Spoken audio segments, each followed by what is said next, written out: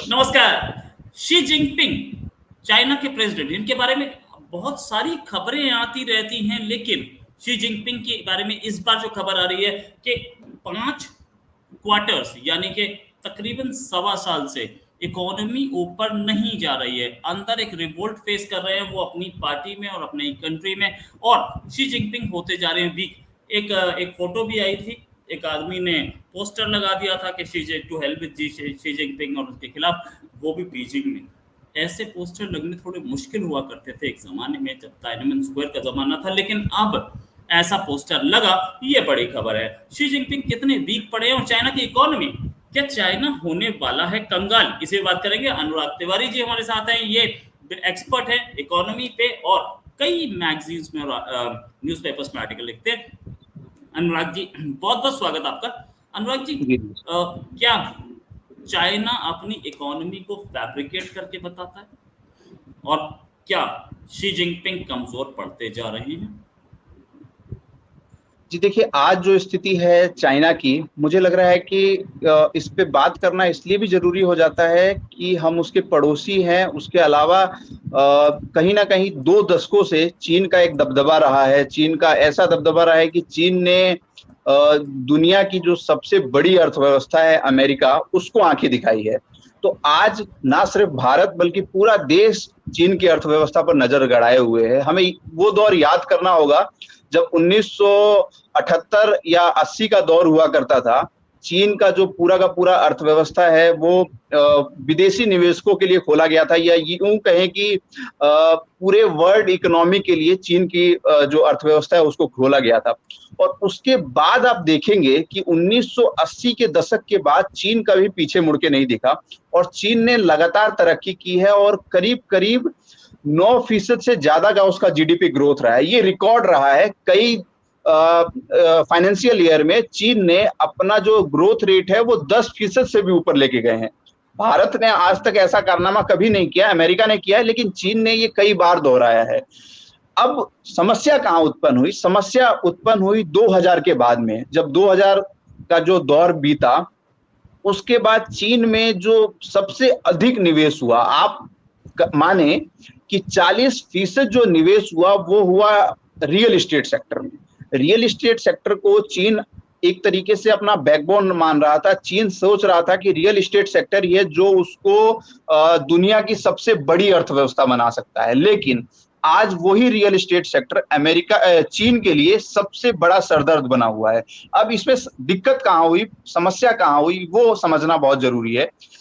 चीन में शेयर बाजार भी है, बहुत मजबूत है। आज के समय में वो मजबूत नहीं है, लेकिन बहुत मजबूत हुआ करता था। चीन में बैंक्स भी बहुत मजबूत हैं, लेकिन उसके बावजूद भी करीब करीब 60% से ज्यादा लोगों का जो विश्वास था वो चीन के रियल एस्टेट सेक्टर में था। लोगों का जो सेविंग होती थी, लोग जो अपने सैलरी से, जो अपने बिजनेस से पैसा बचाते थे, वो पूरा का पूरा रियल एस्टेट सेक्टर में लगा देते थे। ये कहीं ना कहीं एक पॉजिटिव संकेत तो है, लेकिन कुछ सालों के लिए पॉजिटिव संकेत है। मुझे लग रहा है कि चीन के साथ भी वही हुआ है।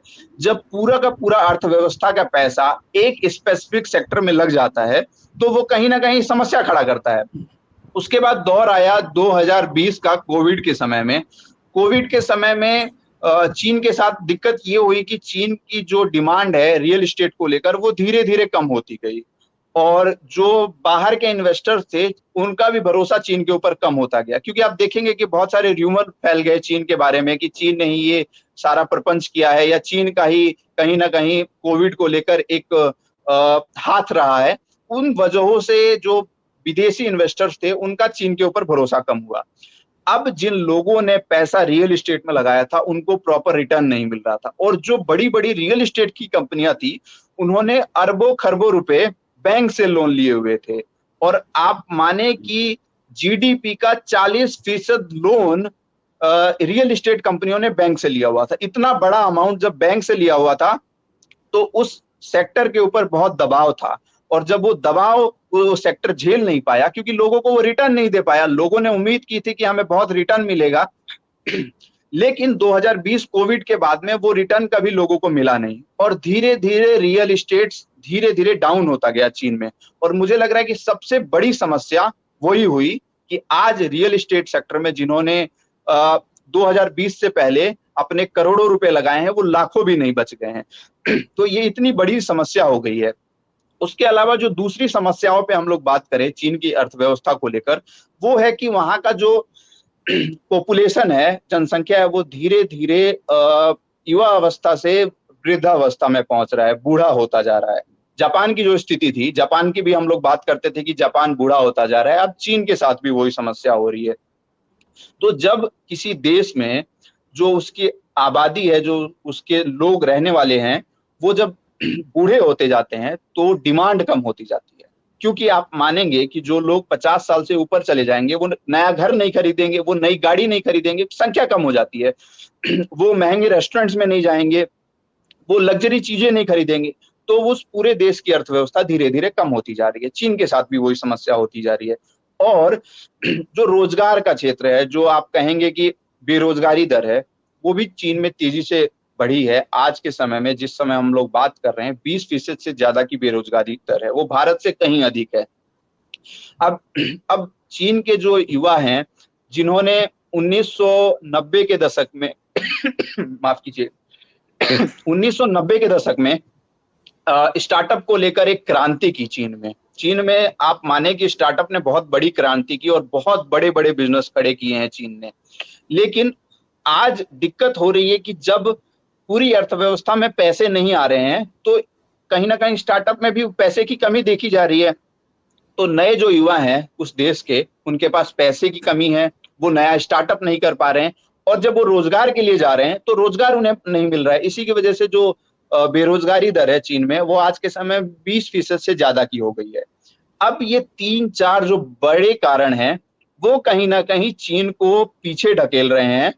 और उसके अलावा जो एक और दिक्कत है वो ये है कि आज भी चीन, बड़े जो इंडस्ट्रियलिस्ट हैं जो चीन के हैं, लेकिन वो अपनी नीति खुद बनाते हैं और सरकार की नीतियों पे काम नहीं करते हैं, उनको उतना सपोर्ट नहीं देती हैं, वो कंपनी कितनी भी बड़ी हो। एक उदाहरण है, हम सब ने सुना होगा, अलीबाबा एक कंपनी है, बहुत बड़ी कंपनी है, और उनके फाउंडर्स जो थे वो कहीं ना कहीं चीन की नीतियों से, सरकार की नीतियों से वाकिफ नहीं थे, या माने कि उनकी नीतियों से थोड़ा सा अलग हटके अपनी कंपनी के बारे में ज्यादा सोच रहे थे। अब सरकार ने उनका पूरा बॉयकॉट किया और आज ऐसी स्थिति हो गई है कि बाहर की कोई बड़ी कंपनी, कोई एमएनसी चीन में इन्वेस्ट नहीं करना चाह रही है।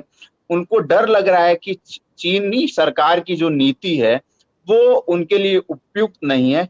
और ये सारे कारण जब एक साथ मिल जाते हैं तो कहीं ना कहीं अर्थव्यवस्था नीचे जाती है और माइनस में भी चली जाती है। माइनस में भी अर्थव्यवस्था चीन की गई थी जब कोविड था, तो -2% से ज्यादा की उनकी जो जीडीपी वो चली गई थी। अब वो इम्प्रूव कर रहे हैं, लेकिन अभी भी जो एक दावा किया जा रहा था, आज से 15 साल पहले दावा किया जा रहा था कि चीन ही ऐसा राष्ट्र है जो अमेरिका को पछाड़ कर और विश्व की सबसे बड़ी अर्थव्यवस्था बनेगा। मुझे लग रहा है कि वो दावे में अभी कहीं ना कहीं एक लीकेज दिखाई दे रहा है। अच्छा, ये चीज कि चाइना अपनी जितनी इकोनॉमी बताता है 18 ट्रिलियन 19 ट्रिलियन, उतना है नहीं, फिगर्स फैब्रिकेटेड हैं, ऐसी भी खबरें आती हैं या अफवाहें आती हैं? कितनी सच्चाई है इसमें? देखिए, चीन में या चीनी सरकार द्वारा जो भी डेटा रिलीज किया जाता है, चाहे वो चीन के नागरिक के लिए हो या बाहर के देशों के लिए हो, उसमें मुझे नहीं लगता कि आप 100% उस पर विश्वास कर सकते हैं, क्योंकि वहां पे कोई भी एक सिस्टमैटिक डेटा रिलीज करने का मैकेनिज्म नहीं है, ना ऐसी कोई व्यवस्था बनाई गई है कि कोई भी आम नागरिक, आम जनता उस डेटा को एक्सेस कर सके। तो जो भी डेटा रिलीज करती है वो सरकार रिलीज करती है, और कहीं ना कहीं उस पूरी दुनिया को चाहे मजबूरी में या फिर खुश होकर मानना पड़ता है। तो आज के समय में जो डेटा दिखाया जा रहा है कि 19 से 20 ट्रिलियन की इकोनॉमी है, वो चीन ने रिलीज किया है। मैं दावा नहीं कर रहा हूं कि वो सही है, लेकिन हाँ, उसमें शंका है, अभी भी शंका है, क्योंकि 4 साल हो चुके हैं कोविड को, और 4 सालों में जिस तरीके से चीन की अर्थव्यवस्था नीचे जा रही है, तो ऐसा कतई नहीं हो सकता कि आपकी अर्थव्यवस्था नीचे जा रही है लेकिन आपकी जीडीपी का जो नंबर है वो एज इट इज बना हुआ है, तो उसमें तो कमी आनी चाहिए। अब कमी सरकार नहीं दिखा रही है, तो इसमें हम लोग डाउट कर सकते हैं, शंका कर सकते हैं सरकार की नीतियों के ऊपर और सरकार के डेटा के ऊपर। राइट, हम डाउट कर सकते हैं सरकार की नीतियों पे, सरकार के डेटा पे। तो उसी चीज जो हम देख रहे हैं कि चाइना के ऊपर सैंक्शंस पे सैंक्शंस लगते जा रहे हैं, इंडिया भी चाइना के ऊपर बहुत टफ स्टैंड लगा रहा है, लेकिन इंडिया ने एक तरफ ये भी बोला है कि हम वहां से इन्वेस्टमेंट चाहते हैं चाइना से। ये दोहरी नीति है क्या इंडिया की, और इससे क्या चाइना को फायदा होगा? और दूसरा, क्या आप देखते हैं कि चाइना से अब बिजनेस शिफ्ट होकर इंडिया की ओर आएगा? देखिए, चाइना कितना भी कमजोर हो गया हो, कितना भी उसकी अर्थव्यवस्था कितनी भी नीचे जा रही हो, लेकिन आज भी चाइना मैन्युफैक्चरिंग सेक्टर में सबसे आगे है और मैन्युफैक्चरिंग सेक्टर पूरी की पूरी विश्व की मैन्युफैक्चरिंग सेक्टर चाइना के ऊपर कहीं ना कहीं डिपेंडेंट है। तो चाहे भारत हो, चाहे यूरोपियन कंट्रीज हो, वो चाइना के बिना अपनी मैन्युफैक्चरिंग यूनिट नहीं चला सकते हैं, ये एक कठोर सच्चाई है। तो जब भारत को भी अपने देश की मैन्युफैक्चरिंग सेक्टर बढ़ाना है, आप देखेंगे कि जब भी भारत सरकार या प्रधानमंत्री बात करते हैं तो वो एमएसएमई सेक्टर पे बात करते हैं, क्योंकि एमएसएमई सेक्टर भारत का बहुत बड़ा है और उसमें करीब करीब 13 से 14 करोड़ लोगों को रोजगार मिल रहा है, तो ये बहुत बड़ा नंबर है। और जब आप एमएसएमई सेक्टर की बात करें तो उसमें जितना ज्यादा रॉ मटेरियल आ रहा है, जितना मैन्युफैक्चरिंग की जो मशीन्स आ रही हैं, वो लगभग लगभग सारी चीजें चाइना से लेके आ रहे हैं। तो चाइना को आप इग्नोर अभी भी नहीं कर सकते हैं। अब बात यह है कि आप चाइना के बिना आगे कैसे बढ़ सकते हैं।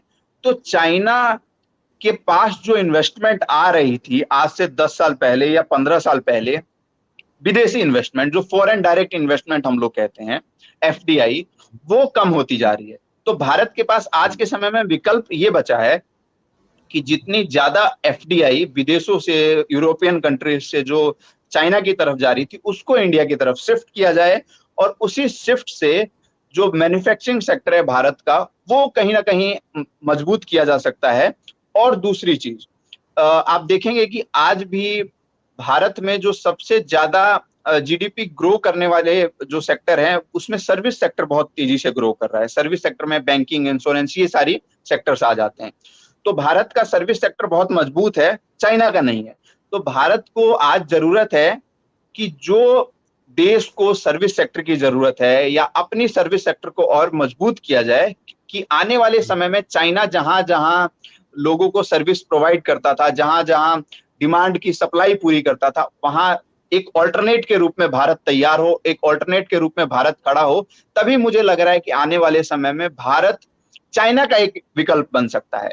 चाइना आज, मैंने पहले भी कहा कि बहुत बड़ा अभी भी एक आर्थिक शक्ति है, लेकिन उस आर्थिक शक्ति को खत्म करने के लिए हमें बहुत एक स्ट्रेटजी से चलना होगा। एक पूरा का पूरा दशक लगता है, और वो यही दशक है कि आज 2024 में खड़े हैं। अगर 2034 तक एक स्ट्रेटजिक तरीके से चला जाए तो कहीं ना कहीं चाइना का एक विकल्प भारत तैयार हो सकता है।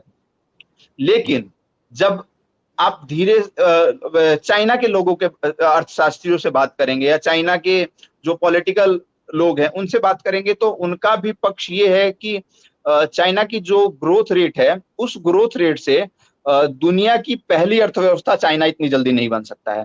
पहले लोगों का अनुमान था कि 2032 तक चाइना दुनिया की पहली अर्थव्यवस्था बन सकता है, अमेरिका को पछाड़ के। लेकिन वो जो थ्योरी है वो कहीं ना कहीं अब लोगों की फ्लॉप होती दिखाई दे रही है। अब जो मेरा अनुमान है या बाकी जो अर्थशास्त्रियों का भी अनुमान है, उसके हिसाब से चाइना जिस ग्रोथ रेट से आगे बढ़ रहा है, उस ग्रोथ रेट से चाइना को पहली अर्थव्यवस्था बनने में अभी करीब करीब 30 से 35 सालों का समय है। तो भारत अगर इन 30-35 सालों में अच्छे से कॉम्पीट कर सकता है, अच्छे से मैन्युफैक्चरिंग सेक्टर का एक हब बन सकता है, तो मुझे लग रहा है कि एक बहुत बड़ी अर्थ शक्ति भारत एशिया में बन सकता है और चाइना को कम्पीट कर सकता है। राइट, चाइना को compete कर सकता है। अच्छा, एक फाइनल क्वेश्चन आपसे लेना चाहूंगा मैं कि ये जो हमें पता लगता है कि चाइना के अंदर शी जिनपिंग की पकड़ कमजोर होती जा रही है, फैक्ट्रीज, कंपनीज जो हैं वो अपने रिजल्ट्स खराब दे रही हैं, क्या चाइना का डाउन ट्रेंड लंबा चलने वाला है? देखिए, चाइना ऐसा नहीं है कि चाइना का जो अर्थव्यवस्था है या चाइना की जो कंपनियां हैं उसके ऊपर शी जिनपिंग का प्रभाव आज से शुरू हुआ है, वो हमेशा से रहा है। आज से लोगों की नजर इसलिए गई है क्योंकि चाइना परफॉर्म नेगेटिव कर रहा है। बात समझिए, पहले जब चीजें पॉजिटिव रहती है तो किसी का ध्यान नहीं जाता है, तब लोग उस चीज को तारीफ करते हैं कि चाइना की पॉलिसी बहुत अच्छी है, चाइना का ये बहुत अच्छा है, चाइना के जो ट्रेड पॉलिसी है वो बहुत अच्छी है। लेकिन आज जब चाइना नेगेटिव परफॉर्म कर रहा है तब ये सारे सवाल उठ रहे हैं। अब सोचने वाली बात है कि चाइना का जो रियल एस्टेट मार्केट खराब हुआ है उसमें सरकार कितने अच्छे तरीके से उसको टैकल कर पाती है, मुझे थोड़ा मुश्किल लग रहा है कि इतनी जल्दी उस चीज को टैकल कर पाए, क्योंकि उसमें बैंकों का भी बहुत बड़ा इन्वेस्टमेंट है। और जब किसी देश में किसी सेक्टर में बैंकों का जब इन्वेस्टमेंट हो जाता है तो उसको कंट्रोल करना बहुत मुश्किल हो जाता है। तो ये जो ट्रेंड चल रहा है, ये ट्रेंड इतनी जल्दी कंट्रोल हो जाए और चाइना जो 9% और 10% की विकास दर को हासिल कर रही थी पहले, वो विकास दर हासिल करे, वो इतना आसान नहीं है। उसमें करीब करीब 1 दशक या 1.5 दशक का समय लगेगा। और मुझे लग रहा है कि यही 1 दशक और 1.5 दशक भारत के लिए गोल्डन समय है कि आप एक बड़ी अर्थव्यवस्था, एक बड़ी अर्थशक्ति बने और चाइना को जो आंख दिखा रहे हैं वो आंख और अच्छे से और तड़ेड़ सके और उसके सामने एक ऑल्टरनेट बन सके। ये 1-1.5 दशक का पूरा खेल है।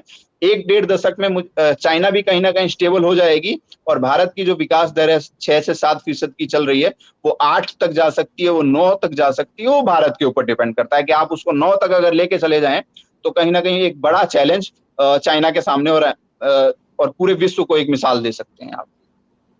मतलब ये कि एक लंबे अरसे तक चाइना की इकोनॉमी पटरी पर नहीं आने वाली, साथ में जो गिरावट है वो आप 1 दशक तक, मतलब वो 10% की जो ग्रोथ रेट है वो तो एक सपना है। वो मैंने नहीं देखी पिछले 10 साल। सच बात ये कि इंडिया के पास जरूर थी, क्योंकि आप एक सर्टेन लेवल के ऊपर पहुंच जाते हैं तो 10% ग्रोथ रेट लिखना भी बहुत मुश्किल हो जाता है। ना अमेरिका 10% पे है, ना जापान 10% पे है, क्योंकि इंडिया एक राइजिंग इकोनॉमी है। इंडिया 8-9% निकाल रहा है, तो ये 10% तो भूल जाइए। लेकिन हाँ, ये आपके कहने का मतलब ये है कि इकोनॉमी, चाइनीज की इकोनॉमी की हालत खस्ता है और वो अगले 1 दशक तक तो नहीं उठने वाली। सही बोल रहा हूं मैं? जी बिल्कुल, इसमें कोई दो राय नहीं है।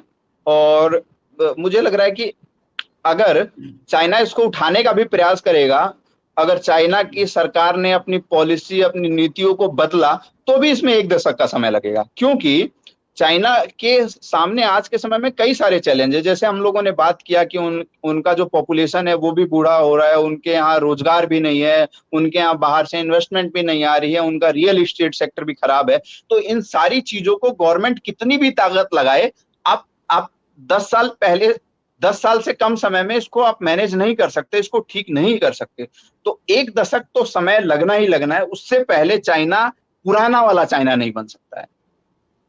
Right, thanks a lot Anurag ji, बहुत अच्छा डिस्कशन रहा और हम उम्मीद है जल्दी एक डिस्कशन और करेंगे। अभी के लिए नमस्कार, धन्यवाद, जय हिंद। धन्यवाद, जय हिंद।